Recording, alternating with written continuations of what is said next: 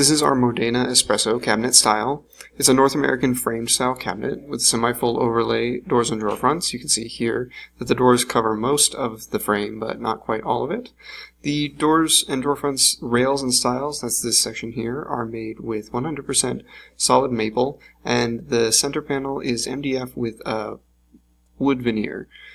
The doors are finished in a dark espresso stain finish, and the doors and drawer fronts are matching in style, and the doors have soft closing hinges. The drawers are a natural wood finish and are constructed using dovetail construction, as you can see here. The drawer sides are made of 100% solid wood and are 5/8 of an inch thick.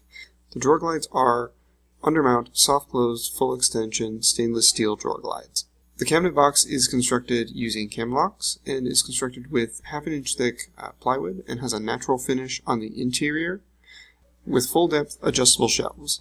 The exterior of the cabinet is finished in a matching exterior finish.